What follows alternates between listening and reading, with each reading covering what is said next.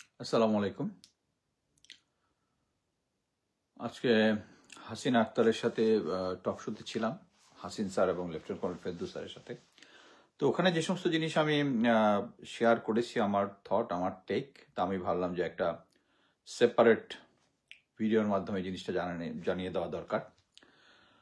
First হচ্ছে, আপনারা দেখেছেন যে আমরা অ্যাকচুয়ালি যখন আমরা সকালবেলা দেখলাম যে সেনা অফিসার যারা অভিযুক্ত তারা আদালতে হাজির হয়েছে, আমরা খুশি হয়ে গেছি, তাই না? আমি নিজেও সেনাবাহিনীকে যখন ব্যারিস্টার তাজুল একটা স্টেট সেনাবাহিনীকে থ্যাংক করেছে, আমরাও থ্যাংক করেছি। এটা হচ্ছে সাইকোলজিক্যাল স্টেট। আমার সাইকোলজিতে আমরা এটাও খুশি হয়ে গেলাম। কি জন্য? কারণ আমরা সেনাবাহিনী তথা জেনারেল ওয়াকারের কাছ থেকে এত বাধা পাচ্ছিলাম, তাতে মনে হচ্ছিল যে তারা নাও আসতে পারে। অবশ্য সেনাবাহিনীর ভিতরে যে ইন্টারনাল ইন্টেলিজেন্স যেটা, ওইটা অ্যাসেস করে আমি নিশ্চিত ছিলাম যে তাদেরকে নিয়ে আসা হবে আদালতে, এছাড়া কোনো ছিল না। আপনি একটা জিনিস দেখেন যে আমরা সবাই জানি যে সেনাবাহিনীকে শেখ হাসিনা প্লাস ইন্ডিয়া তাদেরকে কন্ট্রোল করে। যেমন মনে করেন যে জেনারেল ওয়াকার, আপনি জেনারেল ওয়াকারের সমস্ত কোর্সমেটকে জিজ্ঞেস করেন, আচ্ছা জেনারেল ওয়াকার এখন যেরকম স্ট্রবর্ন, ফুল স্টপ, অমুক তমুক বলতেছে, তার পার্সোনাল ক্যারেক্টারিস্টিক্স এরকম? It's not. He is calm and quiet, but তার কন্ট্রোল তার কাছে নাই। এখন জাস্ট খালি আমি বলবো যে আমরা এই যে তাকে আদালতে নেওয়ায় খুশি হয়ে গেছি, খুশি হওয়াটার কারণ হচ্ছে তারা এমন মানে প্রতিবন্ধকতার সৃষ্টি করেছে যাতে এইটুকু আমরা খুশি হয়ে যাই। বাংলায় একটা কথা আছে না যে একটা ট্যাঙ্কের পারমিট পাইতে, পিস্তলের পারমিট চাইতেছি আমি, শুরু করবো ট্যাঙ্কের পারমিট দিয়ে ডিমান্ড করবো, স্যার লাস্টে একটা পিস্তলের পারমিট যদি আমরা পাই। সেম জিনিসটা, ইটস এ সাইকোলজিক্যাল গেম। এখন কেন এই সাইকোলজিক্যাল গেমটা খেলতেছে?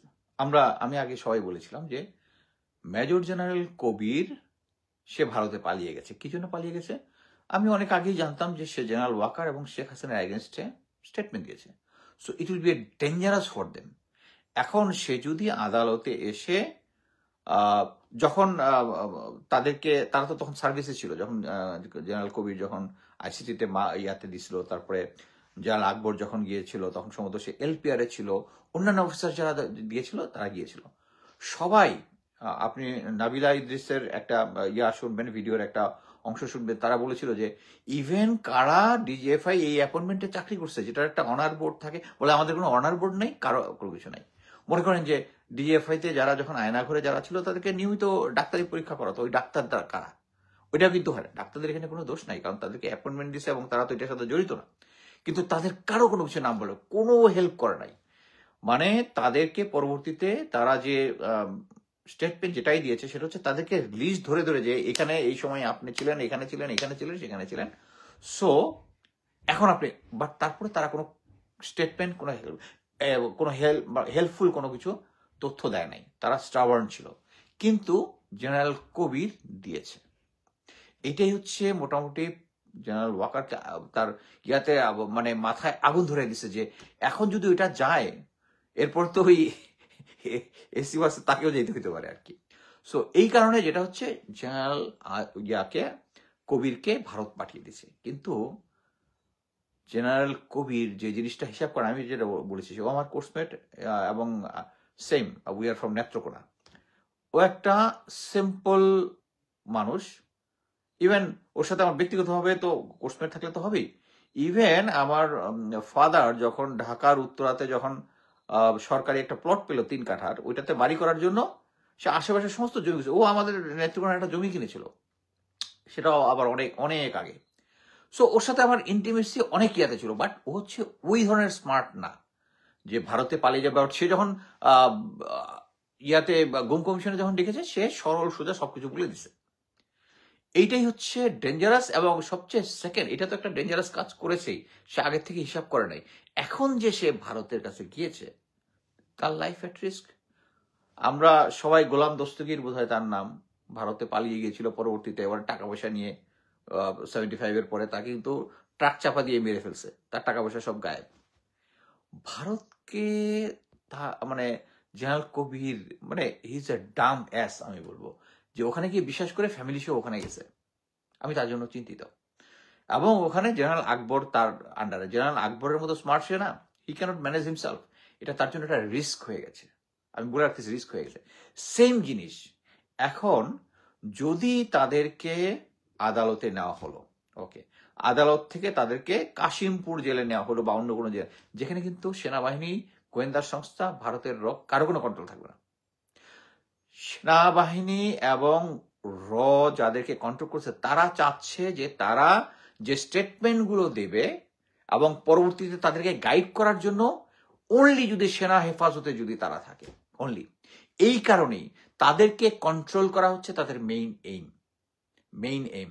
তারা চায় না এই জিনিসটা হাতের বাইরে, তারা যারা যতটুক আছে ওইটুক এটার জন্য ফার্দার জন্য এক্সপ্লেন না করে। যেমন মনে করেন যে সে যদি ওখানে গিয়ে সে যখন বুঝতে পারবে যে হি ইজ হুকড আপ, যেমন লেফটেন্যান্ট কর্নেল রেদওয়ান, মানে অনেকের আছে হচ্ছে তারা ডিজিএফআইতে ওই সময় চাকরি করেছে, তারা আয়নাঘরের রক্ষক ছিল, so by default they are at fault, but এটার জন্য ক্যাপিটাল পানিশমেন্ট হবে না, কিন্তু রেদওয়ানে কিন্তু ক্যাপিটাল পানিশমেন্ট হবে, আমি যেটা বুঝি। কারণ এটার সে যে গুলি করেছে আমরা সবাই দেখেছি, তারপরে কয়েকটা জায়গায় তাকে কিন্তু তার ইউনিফর্ম ড্রেসের সবকিছু ফরেন্সিক করা হয়েছে, তারা ডিজিটালি এগুলা ম্যাচিং করা হয়েছে, সো তার তো ইয়া নাই। এখন সে যদি এটা চায়, এখন তার জন্য সুবিধা কি, সে যদি রাজসাক্ষী হয়, এর মধ্যে অনেকেই রাজসাক্ষী হতে চাবে, আমার বেশ কয়েকজনের সাথে আমার কথা হয়েছে, এখন কথা হইলেও বললেই ওই আবার ওদের উপরে ঝাঁপিয়ে পড়বে।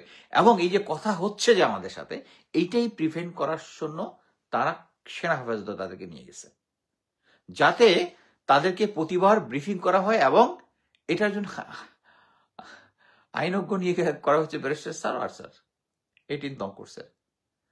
আমি খুব শকড হয়েছি, উনি নিজে একটা, আমার ফেসবুকে আমি দিয়েছি যে সে নিজে একটা মামলা করেছে, সে গুমের ভিকটিম, আর উনি এখন গুমকারীদের পক্ষে যাচ্ছে। শুধু তাই না, সে প্রেস কনফারেন্স করে আসে বলতেছে তারা নির্দোষ। What the hell. এখন এটার কারণটা কি? কারণটা হচ্ছে এই জন্যই ক্যান্টনমেন্টে রাখা হচ্ছে।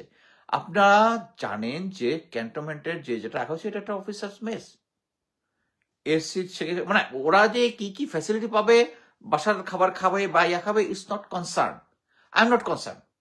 তারা অ্যারেস্টেড, তারা under trial, I am happy. ওগুলো হচ্ছে কি জিনিস, এটা এই জন্যই করা হচ্ছে যে তারা they will have access to, মানে যেগুলা জেল কোড অনুযায়ী নিষেধ, access to phone, access to computer, access to internet, এবং অ্যাক্সেস টু তাদের প্রভু যারা আছে, যারা যাদের জন্য কাজ করেছে, ইন্ডিয়ার সাথে তাদের কানেকশন আছে, ইয়ে আছে, এবং তারা যেন এদের বিরুদ্ধে কোনো স্টেটমেন্ট না দেয়, এবং তাদেরকে কেউ যদি ভুলে দিতেও থাকে তাকে যেন আবার ক্যান্টনমেন্টে আইনা তাকে যেন টাইট দেওয়া যায়। That's the main idea. এবং তাদের কাছে এই যে সব অ্যাক্সেস গুলো আছে, এখন আমি এটা এনশিওর করার কথা কার? জেল কর্তৃপক্ষ। কার? স্বরাষ্ট্র মন্ত্রণালয়। স্বরাষ্ট্র মন্ত্রণালয়ের উপদেষ্টাকে জেনারেল জাহাঙ্গীর, জেএমপির অ্যাডভাইসে তাকে দেওয়া হয়েছে। আইজি প্রিজনকে ব্রিগেডিয়ার মোতাহার, সেনাবাহিনীর। সো তার তো ঘাড়ে 2-3টা মাথা নাই যে সে জেনারেল ওয়াকারের এগেইনস্টে কথা বলবে। বাট এইটাই হচ্ছে মানে মোতাহারের জন্য তার রাইট জিনিস ছিল আর কি, যে স্যার, মানে তার অ্যাড্রেস করার দরকার নেই, অ্যাকচুয়ালি সে জুডিশিয়াল তার পথে পড়ে না, it is himself who will take decision. সে কিন্তু সোজা তাদেরকে কারহিপুরে নিয়ে যেতে পারে এবং সবকিছু এনশিওর করতে পারে। হইলে যেটা হবে, তাকে জনগণ এত জোরে তালি দিবে যে good brigadier Motahar, you have done the right thing in the right place. এবং ফিউচারে তোমাকে চিন্তা করতে হবে না, কোনো কিছু নিয়ে, তোমাকে কেউ ভিকটিম করতে পারে, কারণ জনগণ তোমার সাথে থাকবে। এখন এই যে দেখেন, এই যে এসি বাসে করে নিয়ে যাওয়া হলো, ইয়া হলো, তাদেরকে ক্যান্টনমেন্টে রাখা হবে, তাদেরকে এই সমস্ত, কোন রাজনৈতিক দলকে দেখেছেন এটা নিয়ে কথা বলতে? কেন কথা বলে নাই? কেন বলেন? আপনাদেরকে কি মনে হয় কেন বলে নাই? বলে নাই কারণ সামনে নির্বাচন আছে, নির্বাচনের মধ্যে জেনারেল ওয়াকার ওখানে ডিপ্লয়েড থাকবে। এবং ভারত যেটা প্রতিবার করে এবারও করবে, বিএনপির সাথে বসবে, বলবে যে 100% সাপোর্ট টু ইউ। জামাতের সাথে বলবে হ্যাঁ এখন তো দেখতেছি আপনারাই চলে আসবেন, আপনারা থাকলে এই হবে। এনসিপির সাথে একটা ডোজ দিবে, প্রত্যেককে আলাদাভাবে এঙ্গেজ করবে, যেহেতু তাদের মধ্যে এক ধরনের রেশারেশি, একজন মানে স্টিল বাংলাদেশের রাজনৈতিক দলগুলা, আমি অনেক আশা নিয়েছিলাম এনসিপি যে ওকে পলিটিক্যাল রেটরিক থেকে বেরিয়ে আসবে। এরা এখনো জাস্ট মানে তারা নিজেদেরও বয়স কম, সেই দিন বর্ণ হয়েছে, এখনো বিএনপির এগেনস্টে মানে যে সমস্ত কথাবার্তা বলে যারা ওদের মানায় না, জামাতের এগেনস্টে কথা বলে এটা মানায় না।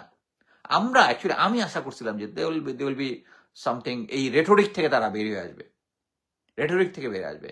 জনগণ তাদেরকে এই যে সাপোর্টটা দিয়েছিল এরপর, এটা আমার কাছে মনে হচ্ছে না। কেউ কিন্তু কথা বলে নাই, কি জন্য? তারা হিসাব করছে সামনে নির্বাচন আছে, জেনারেল ওয়াকারকে লাগবে। আপনাদের জেনারেল ওয়াকারকে লাগবে না, আপনার জনগণকে লাগবে, আপনাদের জনগণকে লাগবে। You just do the right thing. কে কি বললো না কিছু আসে না, you just do the right thing. আমি এই 2018-19-20 থেকে যখন হার্ড লাইনে অ্যাক্টিভিজম শুরু করছি, আমার নামে কত কিছু, আমার নামে, আমার ফ্যামিলির নামে, আমার মা বাবার নামে, ডিলে কেয়ার। এবং এটার কি আল্লাহর উপর ভরসা আপনি রাখতেছেন না, যে আপনি যদি সত্যের পথে থাকেন আল্লাহ আপনাকে সহায়তা করবে। আমি এটা কিন্তু বলি যে আমার নামে কিন্তু এখন একটা মামলা নাই, ইচ্ছা করলে কিন্তু তারা দিতে পারতো, এখনো দিতে পারে, বাট আমার নামে মামলা নাই। কারণটা কি? এটা আল্লাহর রহমত, এটা আল্লাহ, মা বাবার দোয়া আছে আমার সাথে। কিন্তু এই পলিটিক্যাল পার্টিগুলোকে আল্লাহর উপর আপনাদের ভরসা রাখতে হবে। আপনারা যেটা রাইট সেই কাজটা করেন। এই যে আপনাদেরকে ইন্ডিভিজুয়ালি এঙ্গেজ করে আপনাদেরকে করছে, এই কারণে আপনারা এখন জেনারেল ওয়াকারকে সাপোর্ট দিচ্ছেন। আমাদের মিডিয়াগুলো সব যে সমস্ত জিনিস বলার কথা আমাদের মেইন স্ট্রিম মিডিয়াগুলো করে না। এই জন্যই এখন অনলাইন বেস ইয়াগুলা হচ্ছে। আমার ভিডিও মানে যদি মেইন যে মিডিয়া যদি করতো, আমার মতো এই যে ইউটিউবার, অ্যাকচুয়ালি আমি ইউটিউবার, আমি ফেসবুকে লাইভ করি, তাদের কথা কেউ দেখতোই না। আপনারা আগে একটা জিনিস বলে রাখি, আপনারা যারা আমার ভিডিও ইউটিউবে দেখেন, আমি শেখ হাসিনা মানে বলে রাখছিলাম যে আমি কোথাও কপিরাইট স্ট্রাইক দিব না, আমারটা কপি করে দিতে থাকেন। কারণ আমি চাই আমি যে মেসেজটা দিব, আমি যে সত্যটা বলবো, এটা আপনার কাছে ছড়িয়ে যায়। হ্যাঁ, কিন্তু ওই যারা ইউটিউবের মধ্যে করে তারা বিভিন্ন ধরনের ফানি হেডিং দেয়, প্লিজ ডোন্ট ডু দ্যাট। এবং কয়েকদিন আগে আমি লেফটেন্যান্ট কর্নেল যারা সাজ্জাদের কথা বলছি, তারা গিয়ে আমার কোর্সমেট ব্রিগেডিয়ার সাজ্জাদের ছবি দিয়ে দিচ্ছে। হ্যাঁ, he is also Awami Spencer,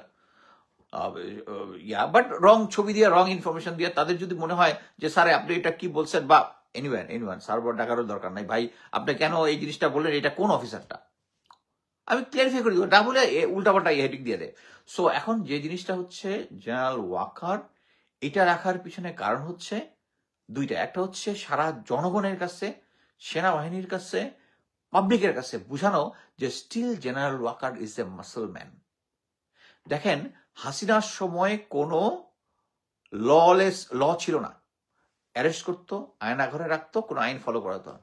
আচ্ছা, এখন কি প্রফেসর ইউনূসের আমলে কি ল প্রতিষ্ঠা হয়েছে? এই যে যারা অভিযুক্ত অফিসার যারা আছে, গুম খুন, মানবাধিকার কমিশন, যেখানে কি বলে, যেখানে জাতিসংঘ পর্যন্ত এটা নিয়ে কথা বলতেছে, তাদেরকে আমরা একটা এসি বাস দিচ্ছি, যেটা বাংলাদেশের ইতিহাসে কোথাও কোনো এসি বাস দেখা যায় না। এবং আমার কাছে যেটা মনে হচ্ছে, এটা ইনস্ট্যান্টলি কালার করে এই সিচুয়েশনের জন্য অ্যাডজাস্ট করা হয়েছে আগের থেকে। এটার সাথে স্বরাষ্ট্র মন্ত্রণালয় জড়িত, এটার সাথে আইজি প্রিজন জড়িত, সবকিছু করা হয়েছে কি জন্য? অনেকগুলো মেসেজ দেওয়ার জন্য।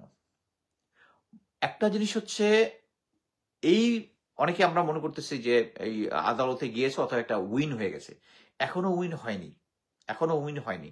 তারা আর কোন কোন দিক থেকে ম্যানিপুলেট করবে আমরা জানি না। তারা শুধু আমাদেরকে এখনো, তাদেরকে এই যে আওয়ামী লীগের লোকরা কয়েকদিন আগে যে কি বলে রাস্তায় নেমেছে, কি জন্য? এক হচ্ছে টাকা, আর একটা হচ্ছে ভরসা। এখনো জেনারেল ওয়াকার আছে, এখনো দে আর কন্ট্রোলিং, এখনো কেউ কোনো কিছু কথা বলে জেনারেল ওয়াকারকে সরাইতে পারতেছে না, তাদেরকে ক্যান্টনমেন্টের মধ্যে সাবজেল বানায় রাখতে পারতেছে, এবং সবাই তাকে সাপোর্ট দিচ্ছে। এবং তার মানে হচ্ছে তাদের কন্ট্রোল আছে, ভারত কনফিডেন্ট নিবে হচ্ছে ভারতের কন্ট্রোল আছে। এটা হচ্ছে আমাদের মাথার ভিতরে ঢুকে দেওয়া। এবং আমরা এত কিছুর পরেও আমরা এই ভারতীয় হেজিমনির এগেইনস্টে আমরা কিছুই করতে পারতেছি না। আমি আগে বলেছি না, general Waker is not like that, is a calm and quiet guy. সে হঠাৎ করে স্টাবার্ন হয়ে গেছে, ফুল স্টপ ছাড়া কথা বলে না। তার কোর্সমেটের কাছে জিজ্ঞেস করেন। সো এখন ভারত যেভাবে বলতেছে, উনি একইভাবে করতেছে এবং তার মাসল পাওয়ার দেখাচ্ছে। এবং একটা জিনিস, এখন পর্যন্ত উনি যতগুলা চেষ্টা করছে সবগুলো কিন্তু ফাইনালি ফেলিউর হয়েছে। আমি আহ, কি বললাম, ওই যে বললাম যে ডিজিএফআই ইয়াতে এয়ারপোর্টে আগুনটা লাগাইছে, গ্যারান্টেড। আমি যখন তখন বলেছিলাম যে মেজর সাদেক সার্ভিং অফিসার 198 দিন সরকারি চাকরিতে জেনারেল ওয়াকারের আন্ডারে থেকে, এটা অ্যাবসার্ড 198 দেওয়া হয়, অ্যাবসার্ড থেকে সে আওয়ামী লীগকে ট্রেনিং দিছে। প্রথম 2 দিন আমি গালি খাওয়া শেষ হয়ে গেলাম, গুজব, মানে এবার তারা পাইলো যে এই তো অরিজিনাল গুজব বলে, এক গুজব। ভাগ্যিস আমার দেশ প্রথমে এটা নিয়ে নিউজ করলো এবং পরবর্তীতে বাকিরা করলো, নাহলে আমি এখন ওইটা যদি নিয়ে যদি আমি বলার পরে যদি কোনো মেনশন হতো, আমার এখনই একটা বিশাল এটা হেডলাইন থাকতো, গুজববাজ। আমি কোনো কিছু কনফার্ম না হয়ে বলি না। এই যে আগুনটা দিয়েছে আমাদের ডিজিএফআই লোক দিয়েছে, জেনারেল ওয়াকারের মানে তার সে আদেশ দিছে আমি বলবো না, তার জ্ঞাতে দিছে, সে জানতো জিনিসটা হয়েছে। এবং এগুলো হচ্ছে সবকিছু ভারতের প্রেসক্রিপশনে। কে কোন দিক দিয়ে কোন জায়গায় ভারতের কাছে ধরা আমরা জানি না। আমরা যদি একটা ঠিক মতো ইনভেস্টিগেশন করতে পারি, কিন্তু কে করবে? এখন তো সব জায়গায় এই যে ডিজিএফআই 100% রয়ের কথা মতো চলে। এনএসআই সারোয়ার ফরিদ ইনিশিয়ালি একটু ডিফেন্স করছিল, এখন পুরো জেনারেল ওয়াকারের পক্ষে কাজ করতেছে। সো কার উপরে আপনি ভরসা করবেন? আজকে জেনারেল পিনাকিদার ভিডিওটা দেখলাম যে ডিজিএফআই ডিসব্যান্ড করা উচিত। ইটস নট, ডিজিএফআই ইয়া করতে হবে না, মাথা ব্যথা থাকলে মাথা কেটে দেওয়ার is not a solution. But কথা হচ্ছে এটাকে রিফর্ম করতে হবে, আর রিফর্মটা হচ্ছে ব্রেইনে রিফর্ম করতে হবে। আমাদের রাজনৈতিক দলগুলোকে রিফর্ম করতে হবে, যে তারা যেন এই ডিজিএফআইকে রাজনৈতিক কাজে যেন ব্যবহার না করে। আবার একটা জিনিস যে আমরা সবাই জানি যে তারা তো মানে এক্সটার্নাল ইন্টেলিজেন্স তো করেই না, আমাদের নিজেদের রাজনৈতিক দলের উপরে রেখে দেয়। সো এটাকে একদম উড়াইয়া দেওয়া যাবে না। আমাদের রাজনৈতিক দলের লোকদের উপরে আমাদের গোয়েন্দা সংস্থা নজরদারি থাকতে হবে। কি জন্য জানেন? কারণ কে কোন জায়গায় গিয়া ভারতে গিয়া উষ্ঠা খাইছে, কে গিয়া কোন মানি ট্র্যাপে পড়ছে, এটা আমাদের গোয়েন্দাদেরকে জানাইতে হবে, আমাদের সরকারকে জানাইতে হবে। কিন্তু সেই সরকারটা হইতে হবে ভারতীয় প্রভাবমুক্ত। আমাদের সামনে নির্বাচন আছে, কিন্তু বর্তমানে যে সিচুয়েশন আছে, ভারত চাচ্ছে এই নির্বাচনটা গন্ডগোল করে দিতে। আমি গ্যারান্টি দিয়ে বলতেছি, আমার 28 বছর চাকরিতে কখনো ম্যাজিস্ট্রেসি পাওয়ার আমরা পাই নাই, কিন্তু যে কোনো সিচুয়েশনে আমরা সিচুয়েশন কন্ট্রোল করতে পারতেছি। আমি দেখতেছি আমার commanding officer brigadier Jalal sir দেখতেছে, আমি স্যারের আন্ডারে ছিলাম, তার অ্যাডজুটেন্ট ছিলাম, এই ধরনের সিচুয়েশন হ্যান্ডেল করেছি। এই ধরনের সিচুয়েশন কোনো কোনো ইয়া ছিল না, কি আমাদের কোনো কি বলে ম্যাজিস্ট্রেসি পাওয়ার ছিল না, বাট এফেক্টিভলি আমরা এই জিনিসটা কন্ট্রোল করতে পেরেছি, সবাই করতে পেরেছি। কিন্তু এখন ম্যাজিস্ট্রেসি পাওয়ার নিয়ে আমরা পারতেছি না। কি জন্য? কারণ সিনিয়র যারা আসছে তারা এই জিনিসটাকে আওয়ামী লীগ ধরার জন্য, আওয়ামী লীগকে রক্ষা করার জন্য তারা কাজ করতেছে। এবং একটা জিনিস বলি, সেনাবাহিনীর ভিতরের অবস্থা জেনারেল ওয়াকার ভালো মতো জানে, যে ইভেন কিছু কিছু জায়গায় সোলজার অফিসার অ্যালাইক তারা এই অফিসারদেরকে ঢাকা ক্যান্টনমেন্টে রাখার ব্যাপারে তারা ভীতিশ্রদ্ধ। তারা বিভিন্ন জায়গায় ফোনে কনভারসেশন করেছে, কিছু কনভারসেশন আমাদের জেনারেলদের কাছে দেওয়া হয়েছে। তারা ভালো মতো জানে এটার পরে জেনারেল ওয়াকার বিভিন্ন ক্যান্টনমেন্টে গিয়ে লোকজনকে মোটিভেট করার চেষ্টা করতেছে, অফিসারদেরকে মোটিভেট করতে করেছে, পিনাকিদা শোনা যাবে না, লেফটেন্যান্ট মুস্তাফিজের কথা শোনা যাবে না, এবং তাদেরকে থ্রেটও দিছে যে সার্ভারে তারা নাকি চেক করবে। সো আমাদেরকে অ্যাকচুয়ালি এরকম একটা সিচুয়েশন এখন যে পর্যায়ে গিয়েছে, আমি মনে করি সেনাবাহিনীর ভিতর থেকে কথা বলা উচিত। এটা না বিদ্রোহ না, আপনাদের অধিনায়কের সাথে কথা বলা শুরু করেন যে আমরা চাই না এই অফিসার যারা গুম খুনের সাথে জড়িত তারা রাখবো। জেনারেলদের কথা বলা উচিত, জেনারেল ওয়াকারের সাথে চোখে চোখ রেখে যে স্যার আপনি যে কাজটা করতেছেন এটা ভুল করতেছেন। সেনাবাহিনীর যে মান মর্যাদা যেটা ছিল এটা ধুলাই মিশে যাচ্ছে। সেনাবাহিনীকে নিয়ে আমরা কথা বলি জেনারেল ওয়াকারের 2 নম্বরই না, যারা গুম করেছে, কিন্তু পাবলিক এই সুযোগে মানে পুরো সেনাবাহিনীকে নিয়ে কথা হবে।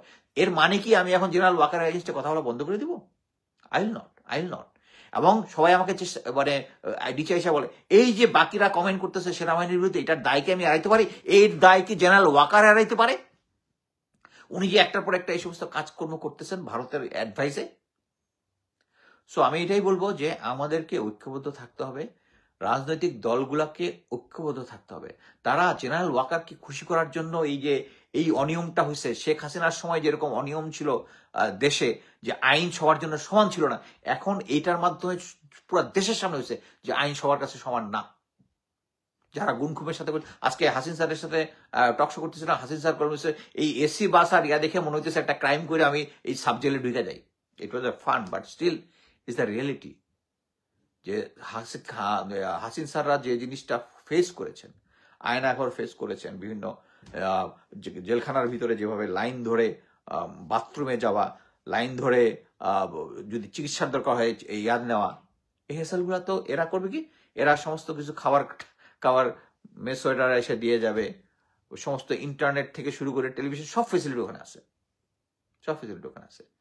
This is not right. Professor Yunus, আপনি স্যার এটা এনশিওর করতে পারতেছেন, আপনি একজন ব্যর্থ প্রধান উপদেষ্টা। আপনার উপরে যে আশা ছিল শেষ। General Jahangir should resign right now. যে তিনি তার দেশের যে আইন, এত 5 ওয়াক্ত নামাজ পড়ে আল্লাহর দিকে দিয়ে দিয়ে কপালে ছেদা করে ফেলতেছেন, কিন্তু আপনি মানুষের জনগণের যে রাইট, যেটা আইন সবার জন্য সমান, স্বরাষ্ট্র মন্ত্রী সেটা করতে ব্যর্থ হয়েছেন। ব্রিগেডিয়ার মোতাহার, তোমার বলবো ভাই, তুমি যদি এটা স্ট্যান্ড করে দাঁড়াও, পুরো দুনিয়া, পুরো বাংলাদেশের জনগণ তোমার সাথে থাকবে। যে এদেরকে এরপরে যেদিন যাতে আনা হবে, সোজা নিয়ে গিয়ে কাশিমপুরে ঢুকায় দাও। এইটুকুই বলা ছিল। ধন্যবাদ।